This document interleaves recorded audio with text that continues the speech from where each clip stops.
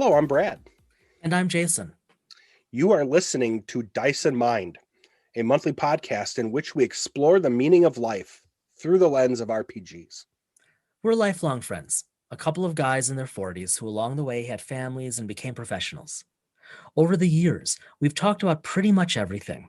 But recently, we realized we both had an interest and some history with tabletop role-playing games. So, In each episode, we will consider everyday stuff like science, religion, philosophy, and economics, all through the lens of a specific role-playing game and its dice mechanic.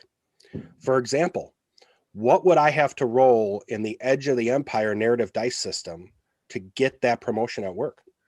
or would getting that paper published give me advantage on a subsequent D20 roll in Dungeons & Dragons? If I were DM, likely not. But join us now and every month to think deeply, geek out, and explore how RPGs make the world just a little bit better. This is Dice in Mind.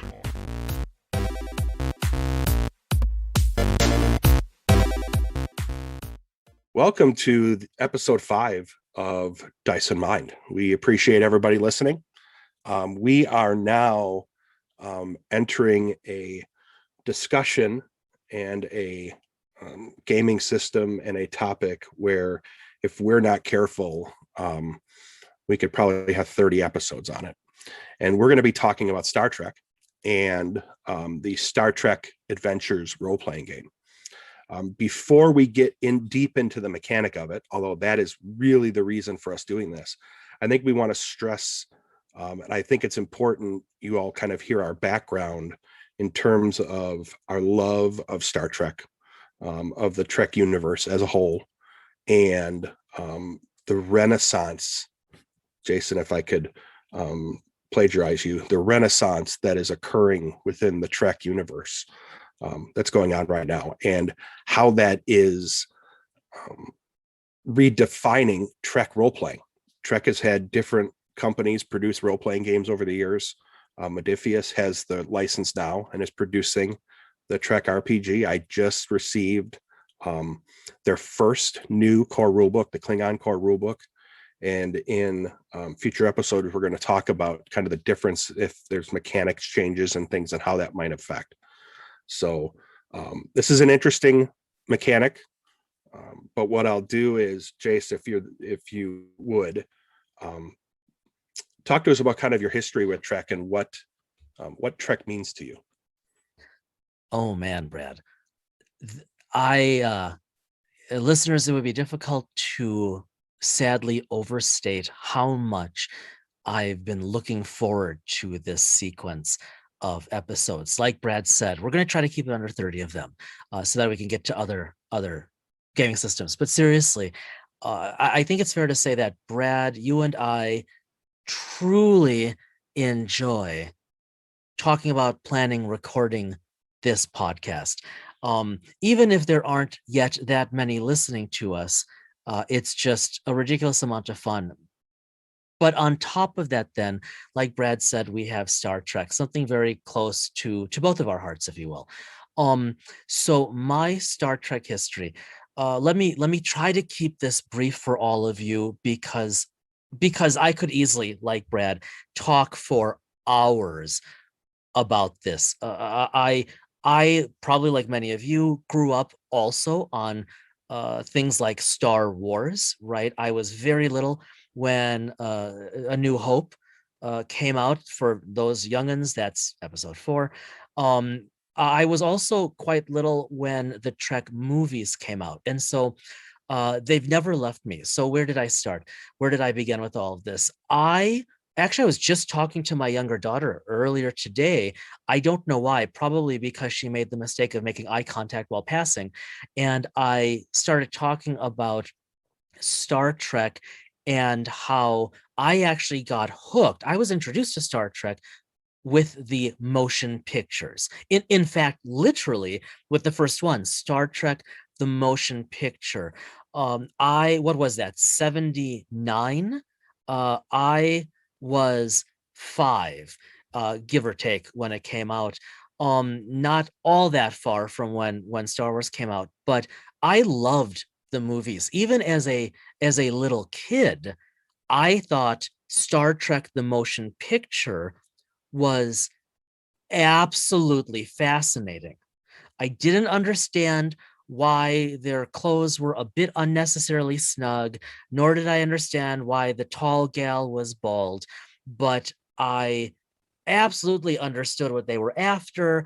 I knew that glowing energy things were probably bad when things shifted to a minor mode of music, and V'ger just made complete sense. And of course, what 5-year-old or so wasn't familiar already with the Voyager spacecraft, both of them flying out toward the bounds of our actual solar system. I was hooked. Now, by the time I started watching Trek on TV, TOS, the original series, was already in syndication. And we're not going to, but we could have a whole little side discussion on how Desilu Studios pioneered syndication and how Desi Arnaz saved the franchise, and on and on and on. It's a really interesting history. And if you're not familiar with it, I would strongly recommend looking up some of the histories out there. Maybe I'll say a little more about that in the GM corner, as well as something else.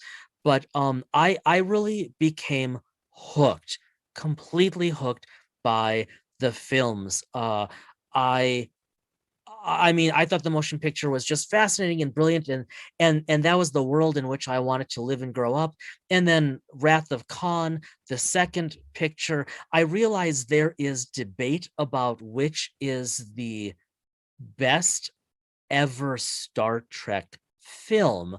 We're here to tell you, it is without question, Wrath of Khan. Others have other opinions, but don't worry, they're wrong. It's Wrath of Khan. So I grew up watching reruns in syndication, but with a mindset formed by the films. Fast forward now, I was in 10th grade, and a friend that year introduced me to the Starfleet technical manual. And if I look over, I can see it, and let's face it, several of its friends on my bookshelf. And this blew my mind, that you could get into all of that detail, that people had thought about all of that detail. And it just made it so much more real. I never got into the role-playing games because prior to Star Trek Adventures by Modiphius, I'm strongly of the opinion that the former role-playing games basically sucked. And I don't think I'm alone with that. For me, Star Trek was about the movies, and then right after I turned 13, The Next Generation came out. And quite honestly, guys, my world, my sense of self, almost, and I'm really serious, was changed. I have never gone back from that. We are in our mid 40s, deeply ensconced in our mid 40s right now. And I don't think there has been a week in my life since I was 13 that I have not thought of Trek, probably TNG, and not thought about something in real life through that lens. I'm going to stop now because I'm rambling, and as Brad knows, I could just keep going. But needless to say, for me, I got into it with the films. I deeply fell in love with TNG, and I'm really, really looking forward to, between this ep and the next, and maybe the next, talking about what's up and coming. But for now, I'm going to stop. Brad, my friend, I'm turning it over to you. What's your initial history with The Final Frontier? And I have a story that I'll tell that I didn't tee Jason up on. As much as we've talked about this, as much as we talk about Trek amongst anything else, and to reinforce what Jason was saying, we talk about this podcast a lot, and we talk about all the gaming systems and the gaming mechanics. But the one where we have had we really rabbit hole is when we start talking about Star Trek and how and in what way can they create a role-playing game that truly captures Trek. I grew up watching the original series reruns. Jason and I are of the same age, so the original series was not. There weren't new episodes when I started watching. Of all the people that got me interested in it, it was my mother. She was a sci-fi person, so I remember her coming home early 80s, my parents coming home, and she looked like she was shocked. And I still I remember this. I was probably 6, 7, 8 years old. She was shocked that Spock died. Because back then there was no internet, there weren't any spoilers, there wasn't Screen Rant and some of these other sites. You didn't know what was going to happen in the movie until you went to the movie. So I remember going to making a day of it to go to see episode 4 when that came out, The Voyage Home. I agree with Jason. Wrath of Khan by far is the best. There's always that joking rule: the even Treks were better than the odd Treks when it came to the original series movies. So, but at college, my freshman year of college, the year that I met Jason, I was walking the floor with a friend I knew from high school that was going to the college. And I walked by this door that said engineering. And I thought, okay, that person, first of all, one, nerd, and two, they must be an engineering major or something like that. So walked by, didn't think much of it. Had made another friend on the floor very similar and was walking through and saw that again. And the door was open and I stopped and asked what that was about. And the guy had indicated, I don't remember the exact story or verbiage, but it was related to the fact that it was Trek. So that's how, there were maybe some other ways, but that's that was almost 30 years ago. So that was the fall of 1992. So we're talking 29 years ago. That was the first time I met Jason. And how we started bonding was talking about Trek. And then Jason's roommate, in the days of tapes, we started watching the 6 movies that were out at the time for the original series.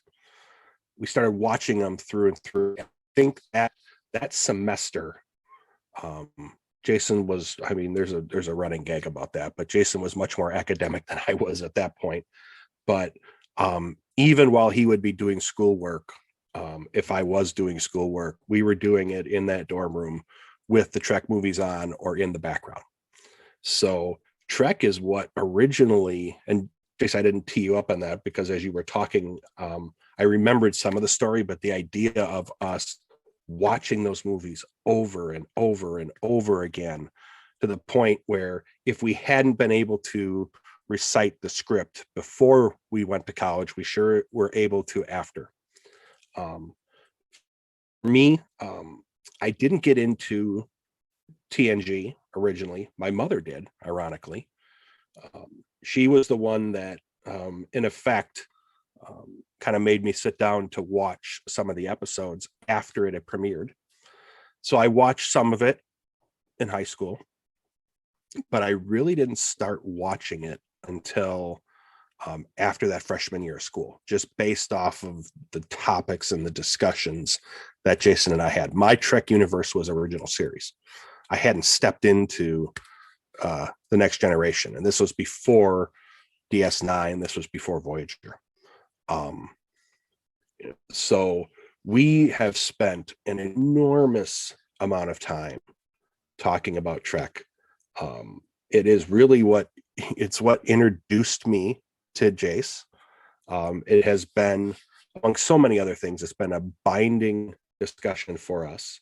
I also do have the technical manual, many other books, and I am quite glad that this is not a video cast because it would almost be embarrassing to show my RPG shelf and the percentage of it in which Trek, even the older series, older RPGs were.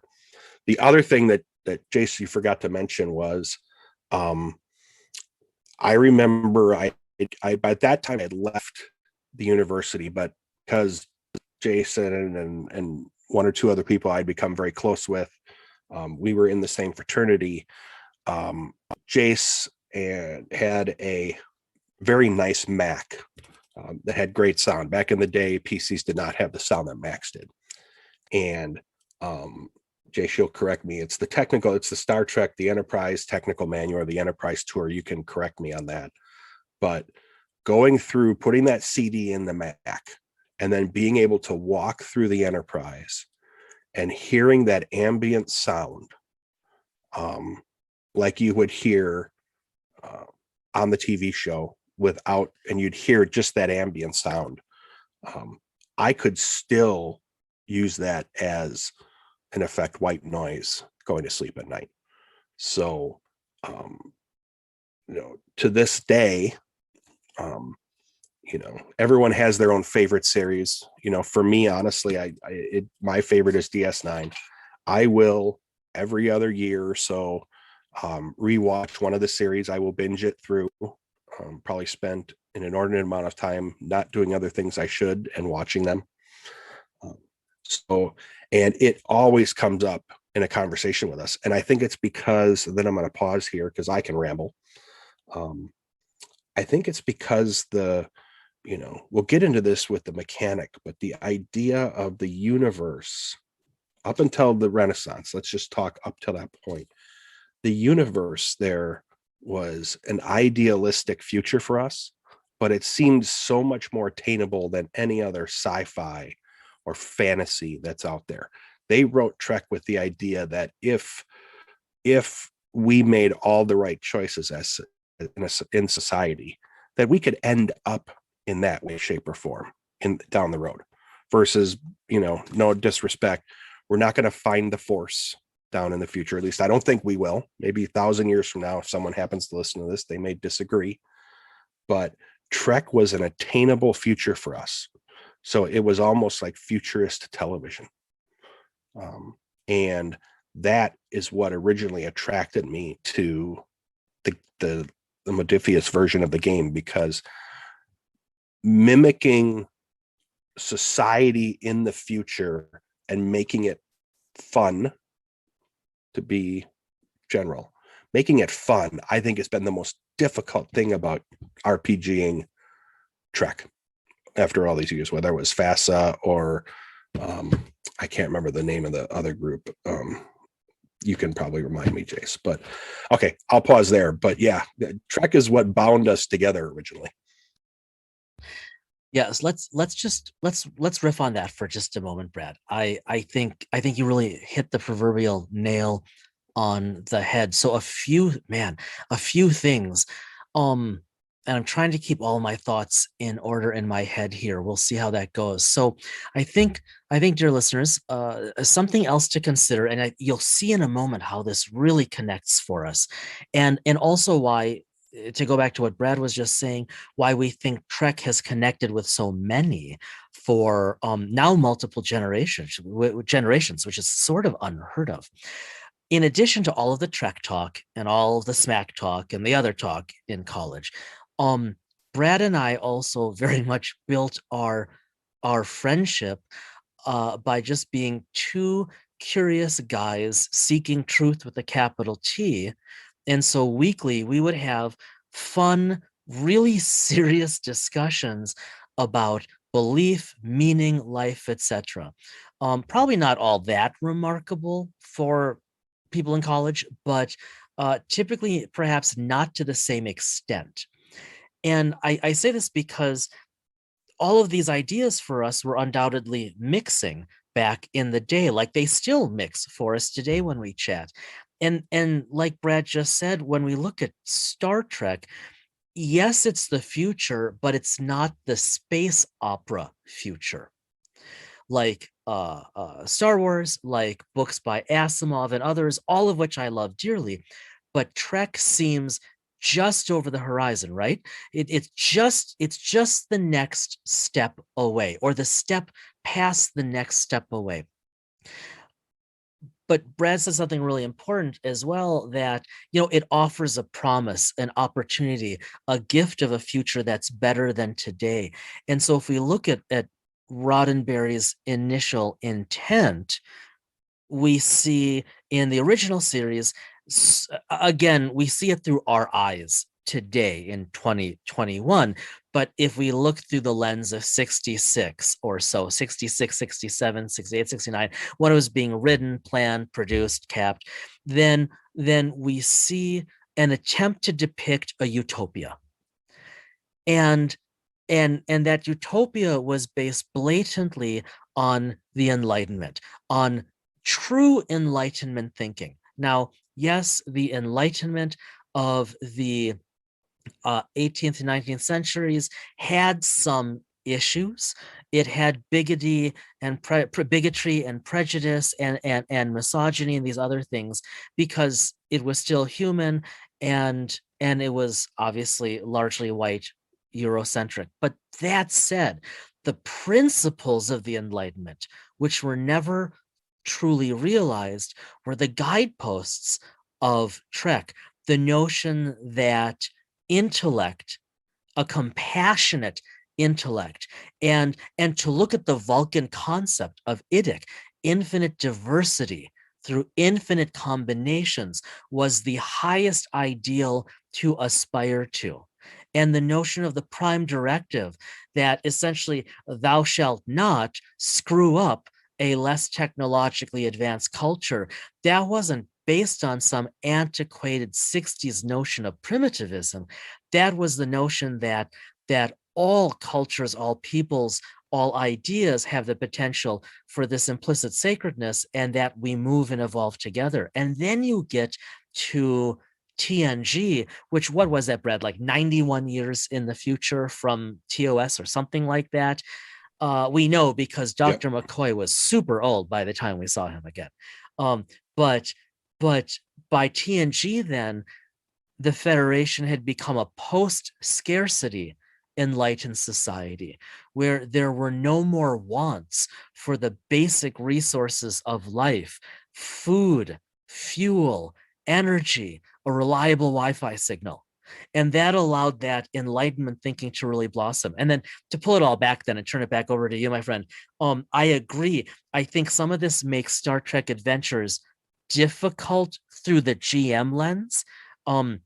But at the same time, as it says, like, I have the starter rules in front of me, and the starter, I'm sorry, I'm blocking on the starter adventure, something stars. That's not very helpful, guys. But the way it's written, there are constant training reminders. This is the future. This is the Federation. This is Trek. This should be grounded in a future reality.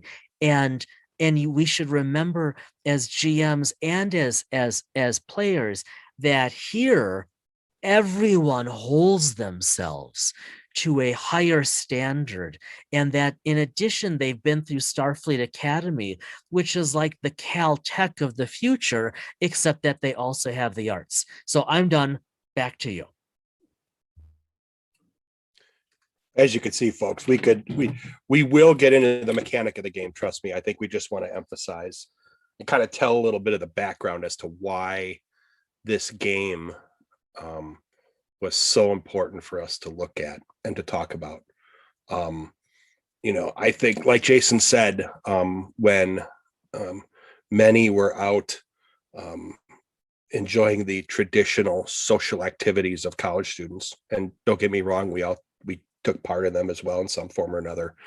The running joke would be, we could be up till 2, 3, 4 in the morning, and that could be discussions related to faith, ethics, Star Trek. It really focused. It ended up focusing more, I hate to say it, as much other than family and things like that. When we would broaden, it was really about faith and philosophy, and not just focusing on what traditionally was our own, was broaden, both of us using that as a mechanism to broaden our scope and broaden our knowledge.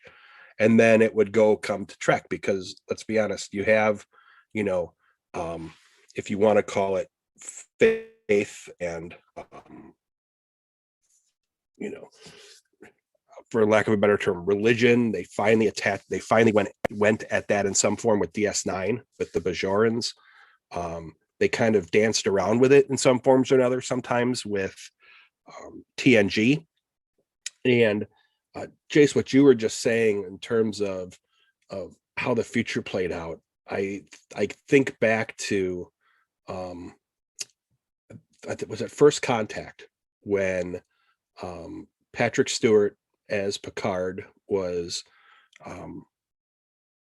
being chased by the Borg through the Enterprise E, and he was with Alfred Woodward.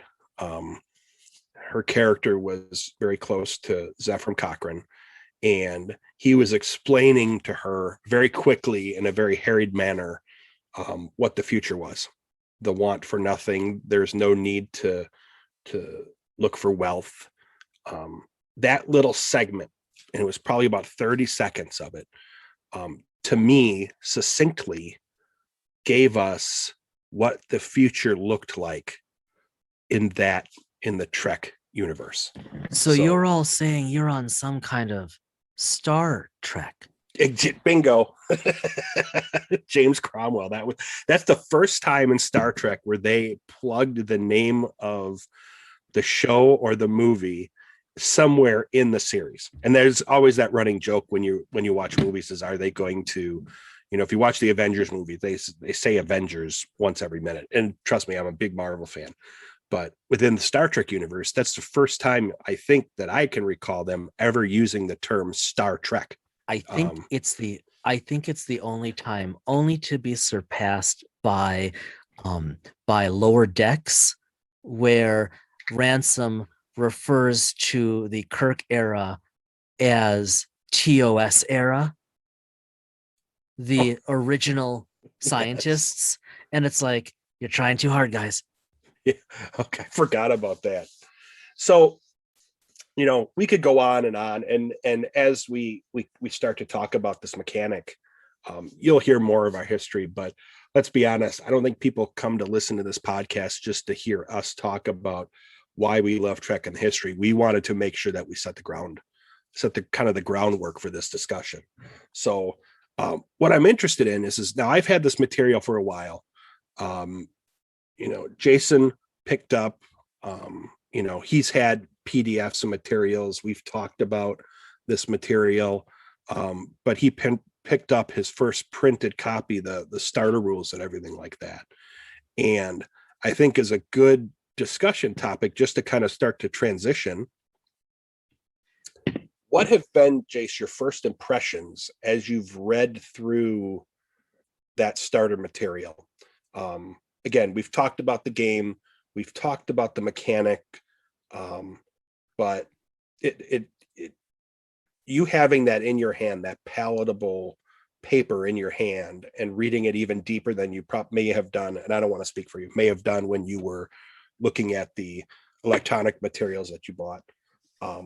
What are your thoughts on it? Fascinating. Actually, in all seriousness, I'm really impressed.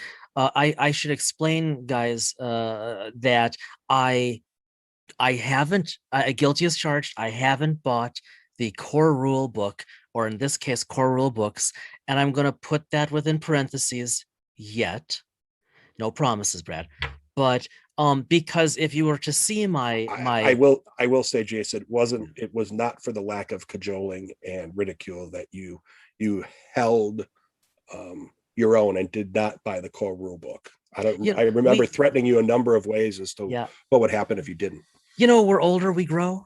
It's true. Brad really pushed, and I finally, the problem is, if you could see my row of books, it's not as copious as Brad's in terms of RPG material, because I do have limits, but I have so many Star Trek books, like actual canon material non-RPG that honestly I have thought since, man, late college, early grad school, wouldn't it be great to use all of these for an RPG?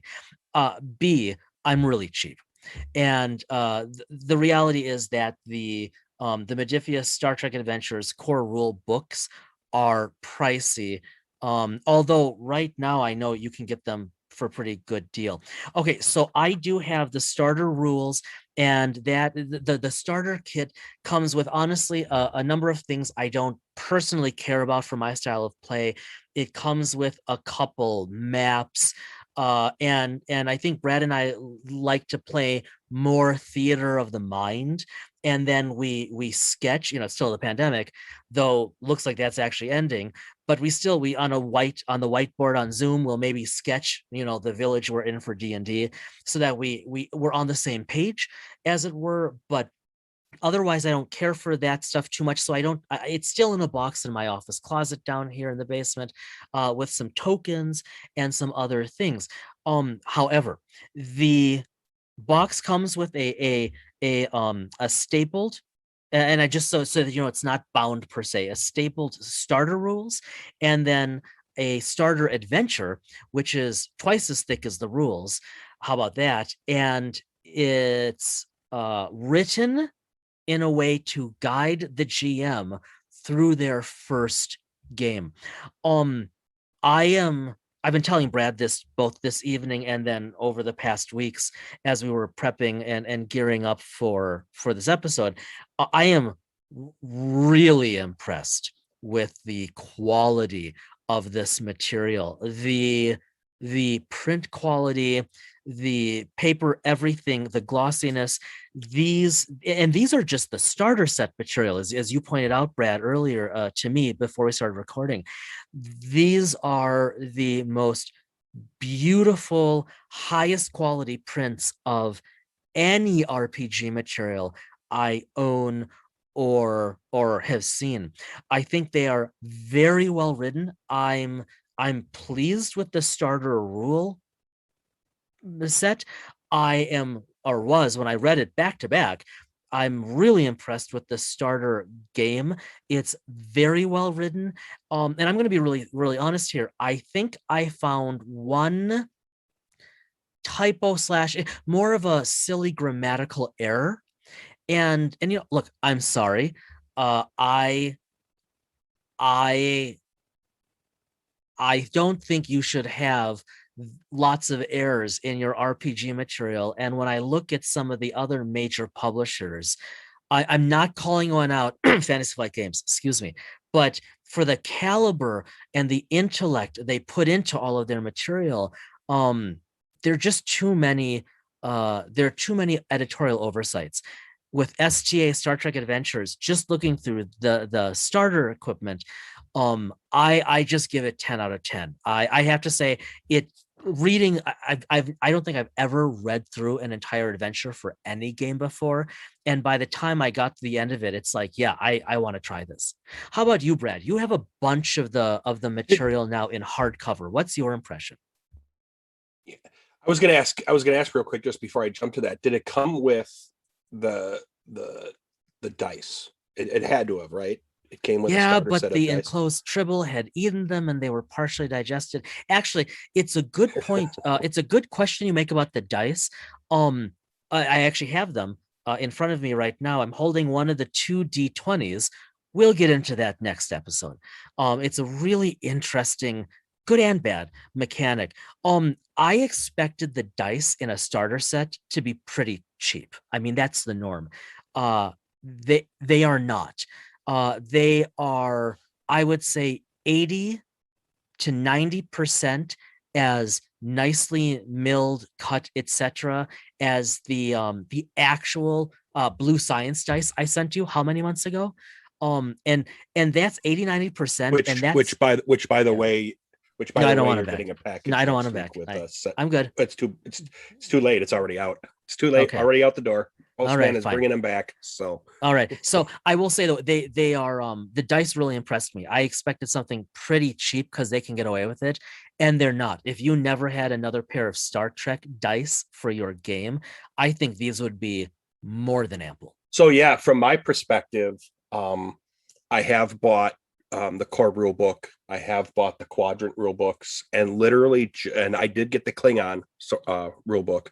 And just this week, I received the Klingon Game Master set and a set of the Klingon dice, which is why I sent the blue science dice back to Jason, because now I have the command set when the game originally came out, and now I have a Klingon set. Brad has a problem with Yeah, purchasing RPG yeah, things. I do. And if Ange, ever listen to this, yes, I know. So, but what I have found was what attracted me to the game was the source material that they put together within the quadrant books and so on. That has really, it reminds me a lot of any of the series of D&D. I look over to my right and I can see classic AD&D 2, 3, and 4 and 5. Just the amount of material that they've compiled into these few books. And it's not like some role-playing systems in that where they're putting out a book a week, to be a little facetious. The material is relatively limited, but it's very deep and good. And from my perspective, I've had just as much fun reading that material as I do reading anything else that I do. And I tend to be more of a nonfiction reader more than I am a fiction reader. But Star Trek is one of those rare universes where I will read fiction, or in my case, I spent an inordinate amount of time, even though it wasn't canon, playing Star Trek Online. So we'll get into more of the mechanic, like Jay said, the 2D20 system, and coming up in the next episodes. But just as kind of a teaser for it, just real briefly, and then we'll go into our DM corner. Jace, if you could break it down into like 30 seconds, minute 30, something like that. What was your initial impression? And this came before you got the starter set. What was your initial impression of the mechanic in the Modiphius version of Star Trek versus something like Star Wars or D&D, as we've talked about previously? My initial impression before I had this material in hand was, what is this? Why do I need 2d20? Why is 1 high and 20 low? And then what's up with these other d6s? I thought it was very opaque and confusing. And we're gonna see in the subsequent episode or two how you'll probably hear our perspectives mature even as we talk about it. So from my perspective, if you're okay, why don't we, because I can segue myself into it, go to the corner and talk about what we've been reading and what we've been working on since the last episode, or the last episode of the cast. For me, oh, go ahead. No, I was just gonna say, why didn't you go ahead? Because I think I went before. Okay. Yeah, so for me, because I have the Klingon core rulebook, I was just telling Jason that my project for me the next couple of weeks, because I'm in a professional transition, I have some time, is I'm going to reread both core rule books, and put together some information and some material that Jason and I can talk about that will probably come up in subsequent episodes of Dyson Mind.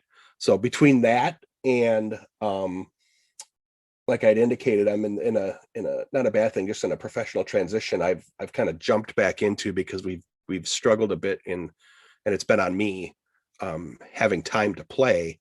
I don't even think I told Jason this yet, but I track a lot of my RPG information in OneNote on my computer, because it's cross-platform, and I'm a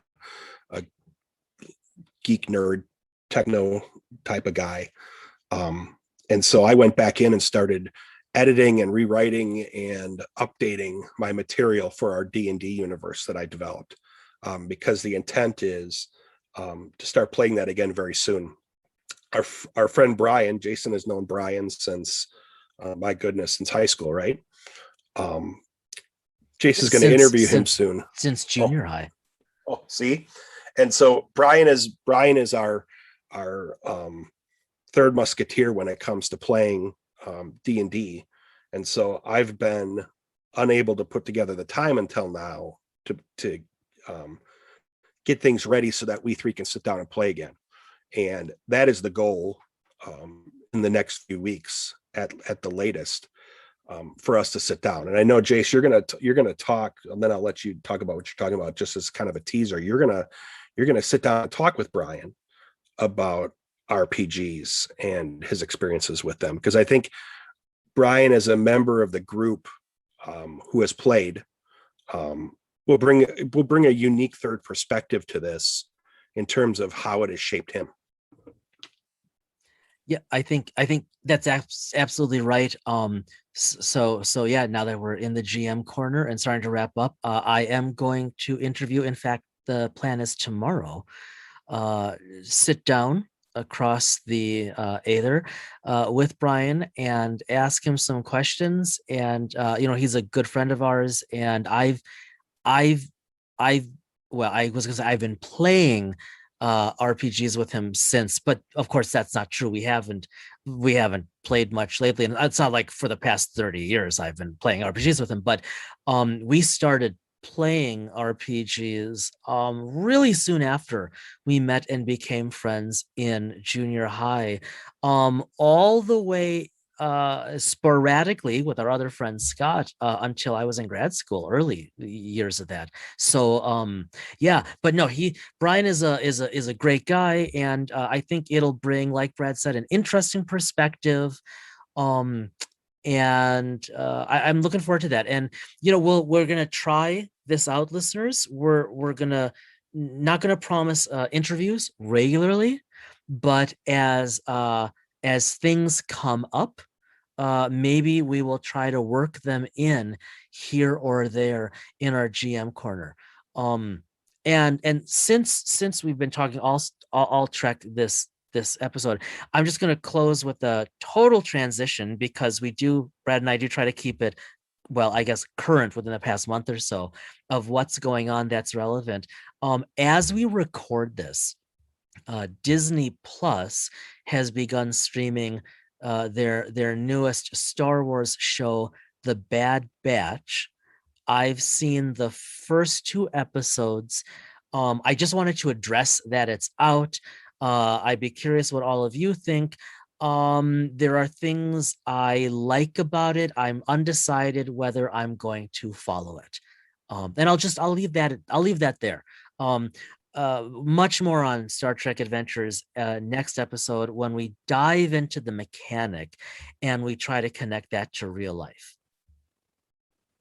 I think as we close up this week, folks, this is probably a little bit of a longer episode, and it's as we expected because of the topic.